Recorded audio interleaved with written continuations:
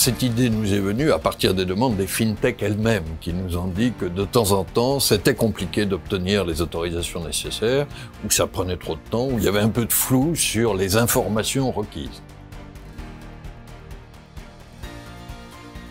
Pour faciliter le parcours des fintech, la première chose qu'on a fait, c'est écouter les fintech.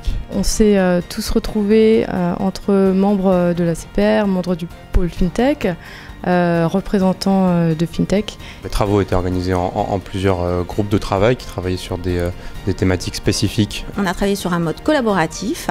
Les collègues de la CPR et les représentants des fintech ont travaillé ensemble. Et ça a été un espace d'échange très positif où on a pu poser les sujets sur la table.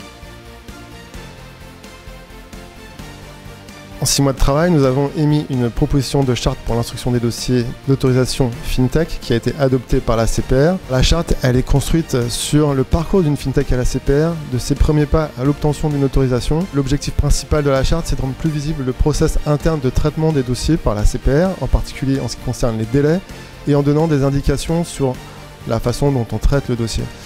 Il y a également plusieurs précisions, des indications qui sont données aux FinTech pour faciliter le traitement de leur dossier. Je trouve qu'aujourd'hui, on a effectivement un guide qui est précis, qui est engageant et qui permet d'appréhender les différentes étapes qui vont être franchies dans le cadre de la démarche d'agrément. Le premier engagement, c'est sur le calendrier.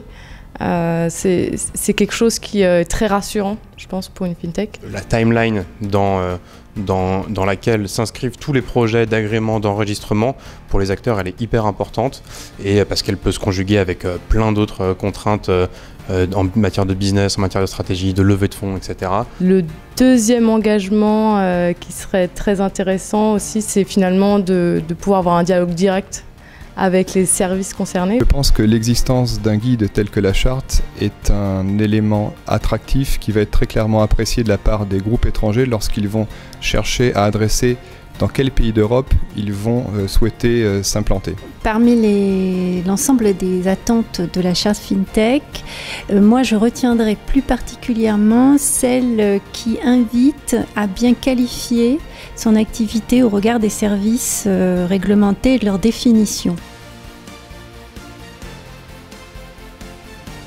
Dans mon parcours FinTech, il y a notamment une liste de questions-réponses sur comment qualifier mon activité. On s'est vraiment mis dans la peau du porteur de projet. On est parti de son activité pour lui permettre d'identifier la réglementation à appliquer et le statut à choisir. Les réglementations sont extrêmement nombreuses et complexes, donc il est absolument indispensable de simplifier et d'expliquer les enjeux de ces réglementations. Les contenus pédagogiques seront très utiles pour diffuser notre doctrine et faire bénéficier aux nouveaux arrivants des réponses qu'on a déjà apportées. Ça devrait énormément les aider parce que là, tout sera digital. On a une réglementation qui est assez large et finalement, chaque fintech a ses propres problématiques. Et c'est comment inscrire une activité spéciale dans un cadre réglementaire général. Ce qu'on peut espérer de la mise en œuvre de cette charte, c'est que ça facilite concrètement la vie des porteurs de projets lorsqu'ils sont dans leur parcours d'agrément.